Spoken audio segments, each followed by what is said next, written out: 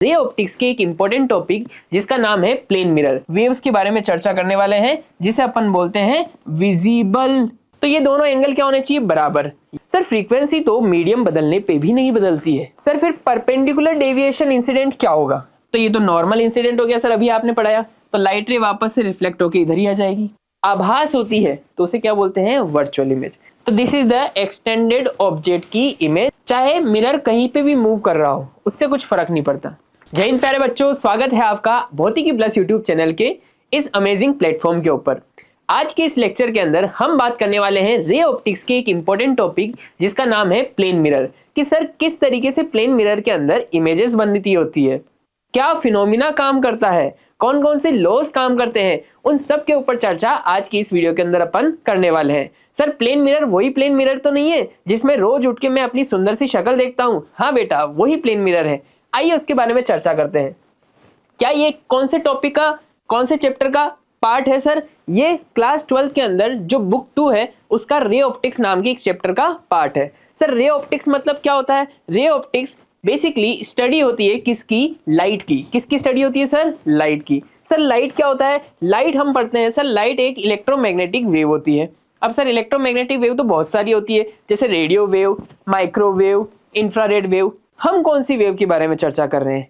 हम एक particular wavelength की वेव्स के बारे में चर्चा करने वाले हैं, जिसे अपन बोलते हैं विजिबल लाइट रे या फिर विजिबल इलेक्ट्रोमैग्नेटिक स्पेक्ट्रम। तो हम सिर्फ इस डोमेन के बारे में बात करने वाले हैं इस पूरे चैप्टर के अंदर। ठीक है जी, अब ये तो पता चल गया कि सर किसके बारे में चर्चा होने वाली है। आइए ये चर्चा को थोड़ा सा और आगे बढ़ाते हैं और हमने बचपन में जो फिनोमिना सीखा था रिफ्लेक्शन, उसको थोड़ा सा रिवाइज करते हैं, क्योंकि उसी के बेस के ऊपर आज अपन प्लेन मिरर के अंदर बनने वाली इमेजेस के बारे में चर्चा करने वाले हैं। आइए सर, रिफ्लेक्शन क्या होता था?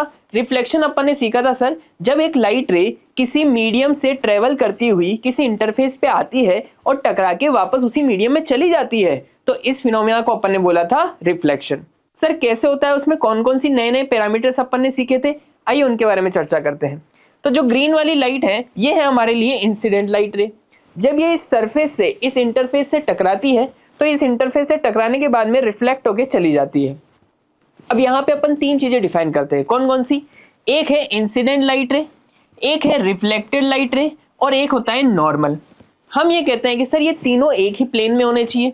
दूसरी चीज, ये जो एंगल बन रहा है इसे बोलते हैं इंसिडेंट एंगल और इसे बोलते हैं रिफ्लेक्टेड एंगल।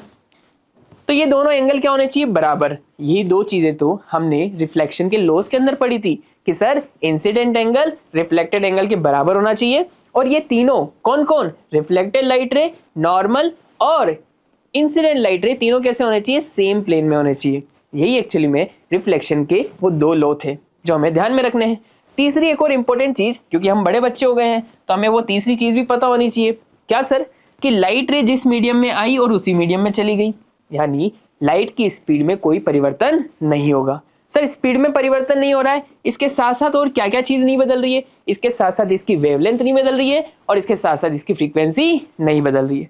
सर फ्रीक्वेंसी तो मीडियम बदलने पे भी नहीं बदलती है। ओहो, ये चीज तो पहले नहीं पढ़ी थी, आगे पढ़ेंगे जब आप हमारे साथ जुड़ जाएंगे।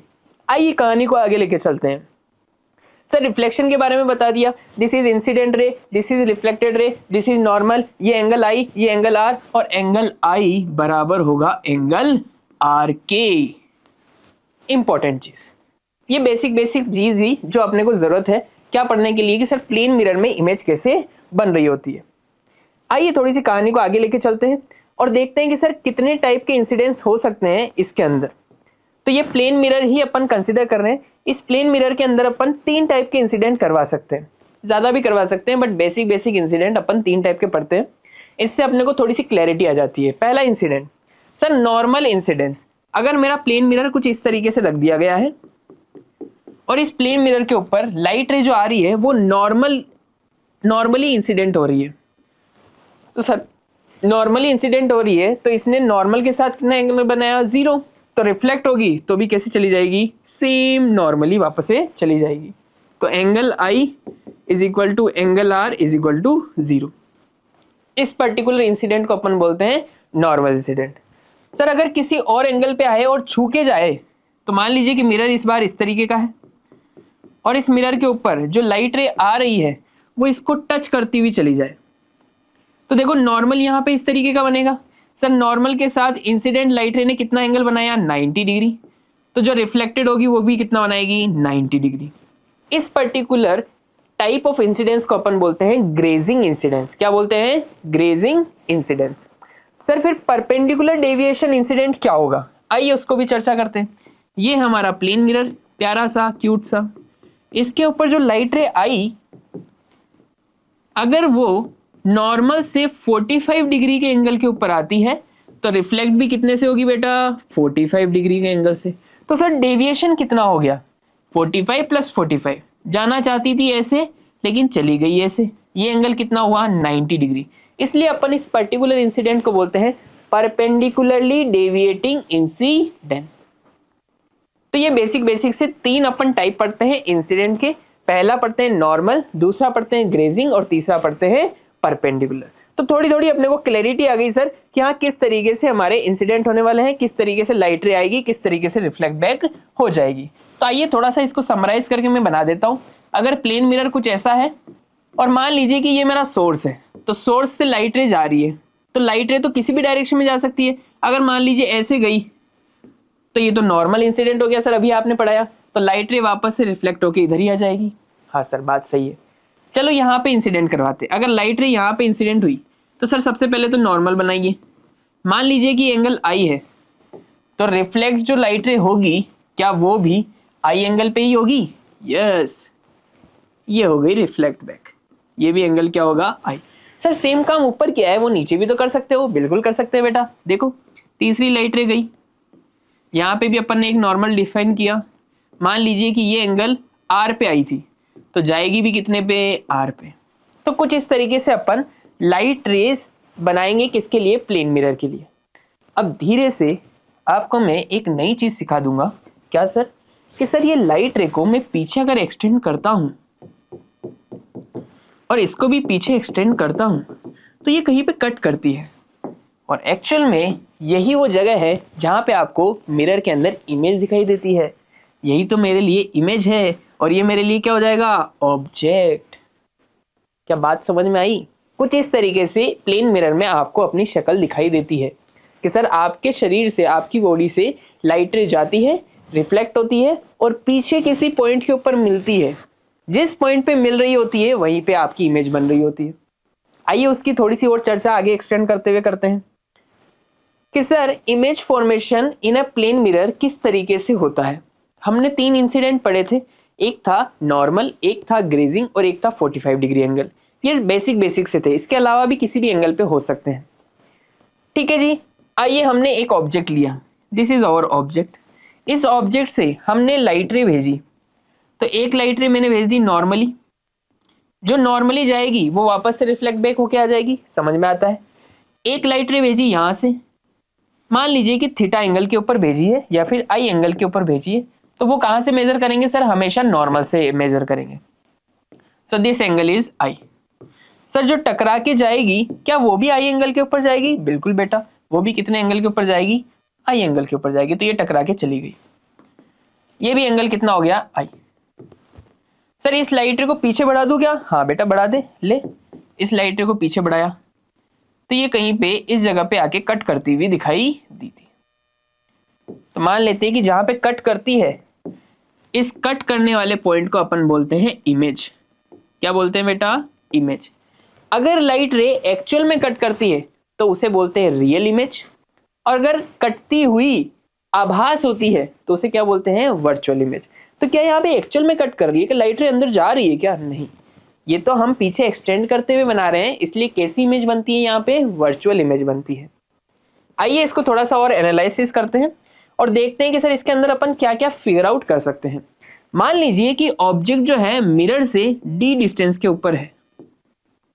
ऑब्जेक्ट जो है मिरर से कितनी डिस्टेंस के ऊपर है, डी डिस्टेंस के ऊपर। क्या आपको एक ट्राइंगल दिख रहा है सुंदर सा, हाँ सर एक सुंदर सा ट्राइंगल तो दिख रहा है, ये और ये। बताओ ये राइट एंगल ट्राइंगल है, हाँ सर ये तो परपेंडिकुलर डिस्टेंस है और ये 90 है, तो ये 90 है, ये एंगल आई है।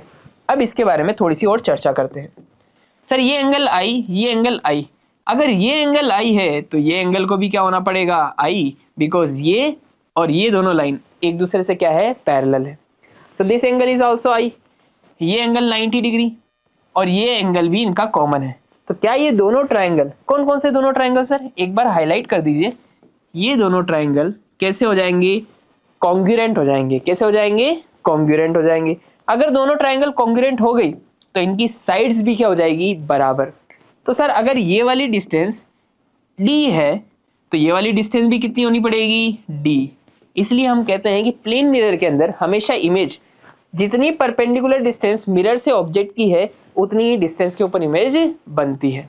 तो मैं कह सकता हूं position of object perpendicular to mirror is equal to position of image perpendicular to mirror. ये परपेंडिकुलर वर्ड इसी यूज कर रहा हूं क्योंकि यहां से जो लाइट रे इमेज बनाएगी वो एग्जैक्टली परपेंडिकुलरली ही बनाएगी। सर क्या हो रहा है इसका मतलब, एक केस कंसीडर करते हैं, सिंपल सा केस कंसीडर करते हैं। अगर मैंने मिरर को यहाँ पे रखा तो देखो इसकी इमेज कहाँ पे बनाई थी, डी डिस्टेंस के बनाएंगे, बच्चे याद कर लेते हैं। तो सर डी डिस्टेंस के ऊपर बना दी, ये लीजिए ये वाली डिस्टेंस डी है तो यहाँ पे भी डी डिस्टेंस बना दी, बच्चे खुश हो जाएगा, अरे बहुत बढ़िया बहुत बढ़िया बहुत बढ़िया। अगर मैंने सवाल वाले ने मिरर को थोड़ा सा टिल्ट कर दिया और ये वाली डिस्टेंस दे दी डी और बोल रहे हैं कि ये जो एंगल बनाया है वो थीटा एंगल बनाया है, पूछेगा कि सर इसकी इमेज कहाँ पे बन रही होगी, ऐसा एक अच्छा सा सवाल बना सकता है। तो बच्चे तो बोल देते हैं सर हमारे सर ने तो बताया था डी डिस्टेंस पे बनती है, यहाँ पे भी इमेज बन जाएगी, यहाँ पे डी बना दीजिए, ये लीजिए सर डी डिस्टेंस के ऊपर टिक करके आ जाता है, जो कि क्या है, गलत। आधा अधूरा ज्ञान बहुत खतरनाक होता है। सर डी डिस्टेंस मिरर से परपेंडिकुलरली बताई थी, तो परपेंडिकुलरली निकालो ना बेटा। परपेंडिकुलरली कैसे निकालेंगे, सर ये इसके ऊपर एक परपेंडिकुलर डाला, ये हो गया 90। अब हमने वेक्टर रेजोल्यूशन पढ़े थे कि सर अगर ये डी एंगल है तो पहले तो ये बताओ ये एंगल कितना, ये थीटा तो ये भी थीटा, ये थीटा तो ये भी थीटा, तो डी का एक कंपोनेंट करूंगा ये वाला कितना आएगा, डी कॉस थीटा।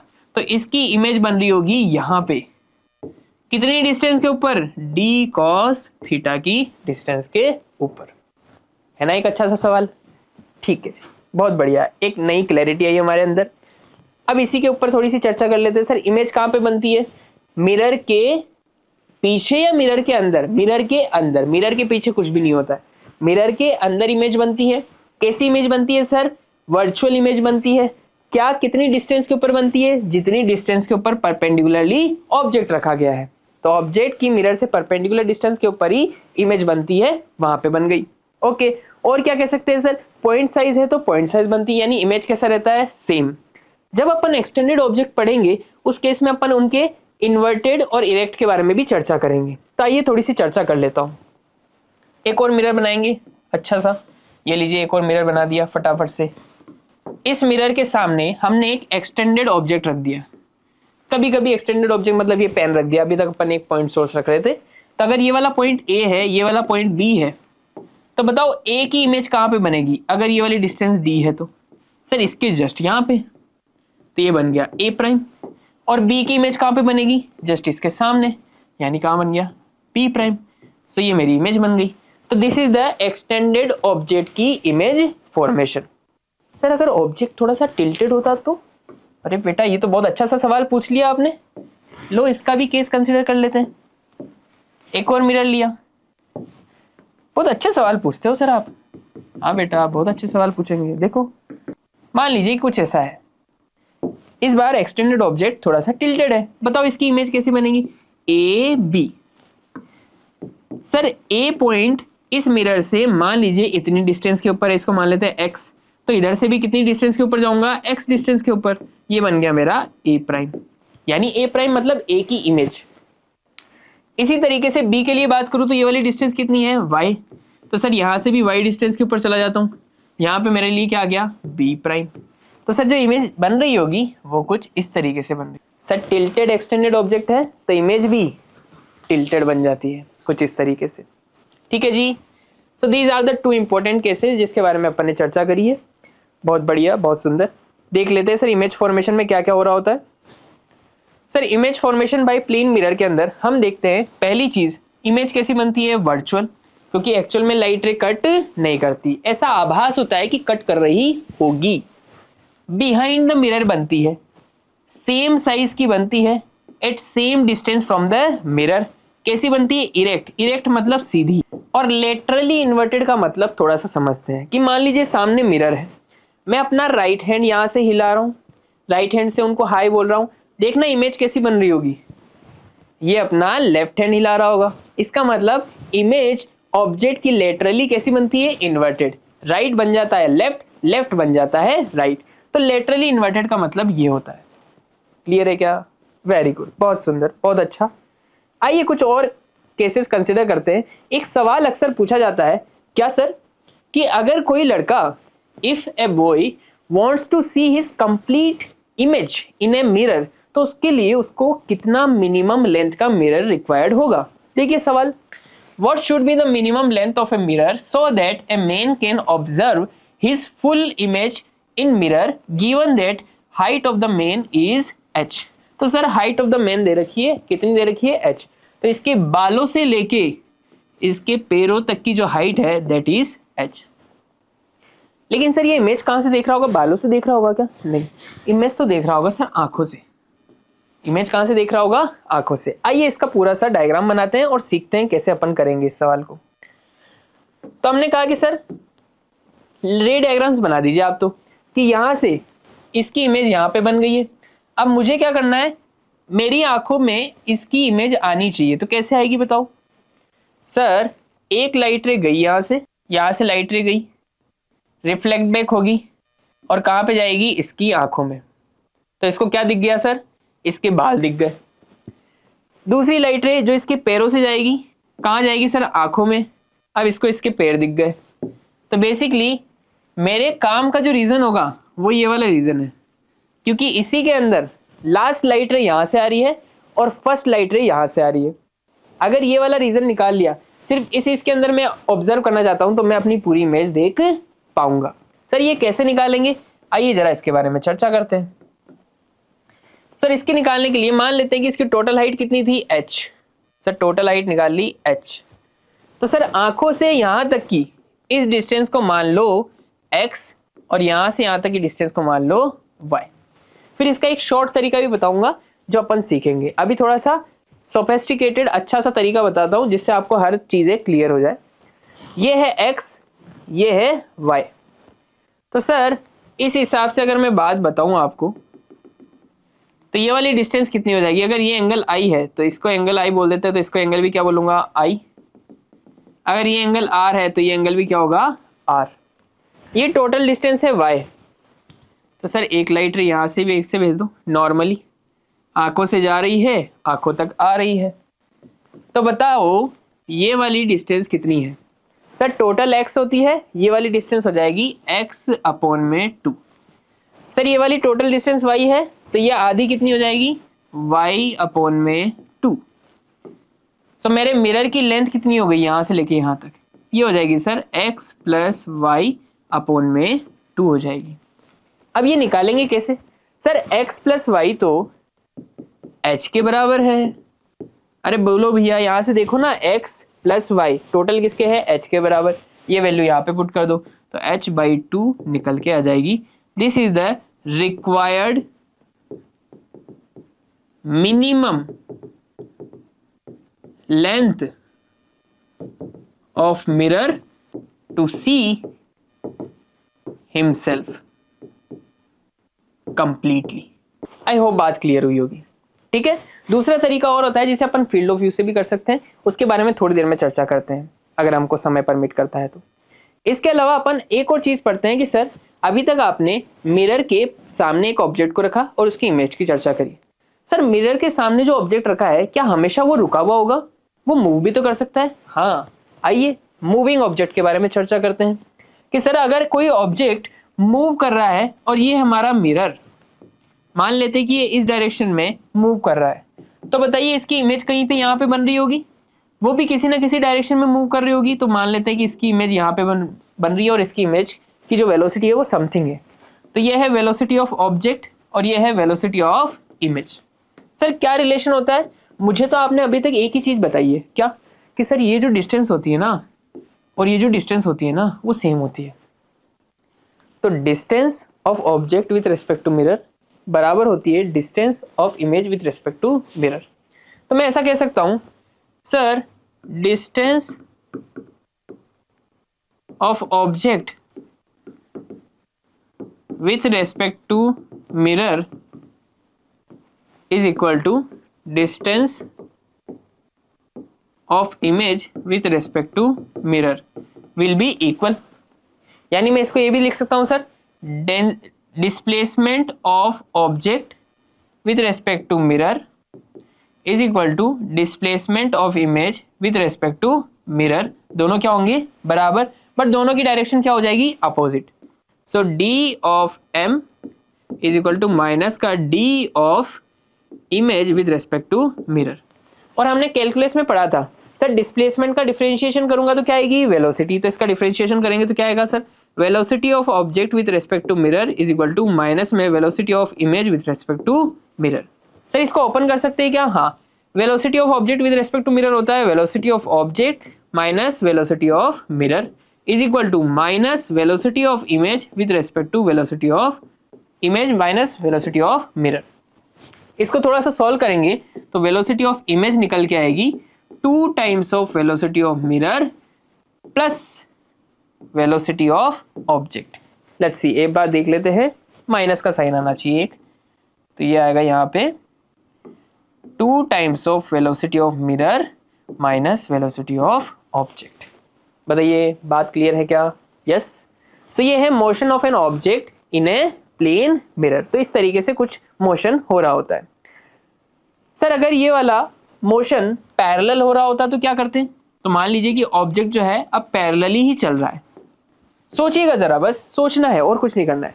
सर अगर ऑब्जेक्ट की डिस्टेंस यहाँ से यहाँ तक की डी है तो इमेज की डिस्टेंस भी तो यहाँ से यहाँ तक डी होगी, तो यहाँ पे इमेज बन गई। सर अगर ऑब्जेक्ट पैरेलली चल रहा है तो इमेज भी पैरेलली चलेगी, तो ऊपर की तरफ क्या आ जाएगी इमेज। तो पैरेलली जब चलते हैं मिरर के उस केस में वेलोसिटी के अंदर इतना ज़्यादा चेंजेस नहीं आते हैं। जो वेलोसिटी ऑब्जेक्ट की होती है वही वेलोसिटी क्या होती है इमेज की। सो वेलोसिटी ऑफ ऑब्जेक्ट और velocity of mirror, velocity of image, चाहे मिरर कहीं पे भी मूव कर रहा हो उससे कुछ फर्क नहीं पड़ता। So velocity of object is equal to velocity of image. लेकिन परपेंडिकुलरली मूव करें तो उस केस में फॉर्मूला आता है, और उस फॉर्मूले का क्या वैल्यू है sir, velocity of image is equal to 2 times of velocity of mirror minus velocity of object. ये फॉर्मूला निकल के आता है, इसको अपने को ध्यान रखना है। इसके ऊपर सवाल पूछे जाते हैं। बहुत सुंदर। आइए एक सवाल करते हैं। देखिए सवाल क्या कह रहा है सर, सवाल If an object moves towards a plane mirror with a speed of v at an angle of theta to the perpendicular of the plane of the mirror, find the relative velocity between the object and the image. आपसे velocity of image, velocity of object with respect to image आपसे पूछा जा रहा है, यानी VO minus VI आपसे पूछा जा रहा है। कैसे करेंगे सर, आइए जरा सीखते हैं। अगर यहाँ पे ऑब्जेक्ट है और ये नीचे की तरफ जा रहा है, कितनी स्पीड के साथ सर, V0 स्पीड के साथ जा रहा है। कितने एंगल के साथ, थीटा एंगल के साथ। तो इसकी इमेज कहाँ पे बन रही होगी, यहाँ पे बन रही होगी। ये भी कुछ इस तरीके से जा रहा होगा, हाँ या ना। और मिरर अपना रुका हुआ है। तो सर अगर मैं ऑब्जेक्ट की स्पीड लिखना चाहूंगा तो क्या लिखूंगा, पहले कोऑर्डिनेट सिस्टम डिफाइन कर लेते हैं। ये होता है x, ये होता है y, ये होता है माइनस एक्स, ये होता है माइनस का y। सो V0 के कंपोनेंट करूंगा मैं, देखिएगा V0 का कंपोनेंट किया तो इधर क्या आएगा सर, V0 cos थीटा, और नीचे क्या आएगा V0 sin थीटा। इसके भी कंपोनेंट करेंगे तो इधर क्या आएगा V0 cos थीटा, और नीचे क्या आएगा V0 sin थीटा। ठीक है, चलो इसका वेक्टर फॉर्म लिखते हैं। इसका वेक्टर फॉर्म लिखा तो क्या आया sir, velocity of object is equal to x direction में किधर चल रहा है, इधर V0 cos थीटा, किस डायरेक्शन में सर आई कैप, और नीचे की तरफ जा रहा है तो क्या लिखूंगा माइनस का V0 sin थीटा जे कैप। ओके, इमेज के लिए बताए तो क्या कहेंगे sir? Image v naught cos theta जा रहा है नेगेटिव एक्स में और नेगेटिव वाई में जा रहा है वी नॉट साइन थीटा, तो ये हो गया वी नॉट साइन थीटा जे कैप। ओके, दोनों चीजें आ गई है। आपसे पूछा जा रहा है velocity of object with respect to image, तो वैल्यू पुट कर दीजिए दोनों की। क्या वैल्यू पुट करेंगे sir? V naught cos theta I cap plus minus we naught sine theta J cap, ये तो हो गया ऑब्जेक्ट की वेलोसिटी, माइनस में minus we naught cos theta I cap minus we naught sine theta J cap. Solve कर लेते हैं फटाफट से। सर सॉल्व किया तो वी नॉट कॉस थीटा आई cap minus minus plus minus minus plus, तो V naught cos theta I cap minus we naught sine theta J cap plus V naught cos theta I cap plus V naught sine theta J cap. और vector में हमने पढ़ा था आई cap वाला आई cap के साथ और जे कैप वाला जे कैप के साथ। तो देखो कौन सी चीजें कट जाएगी सर? ये वाला तो इसको ले जाएगा, बचा कौन? सिर्फ v naught cos theta v naught cos theta, तो आंसर आ जाएगा 2 वी नॉट कॉस थीटा आई कैप। और मैग्नीट्यूड की पूछ ले तो आंसर हो जाएगा 2 वी नॉट कॉस थीटा, यानी ऑप्शन नंबर 3। तो आज की इस वीडियो के अंदर अपन ने काफी कुछ चर्चा करी प्लेन मिरर के ऊपर। आई होप आपको अच्छा लगा होगा। थैंक यू सो मच, मिलते हैं, जय हिंद।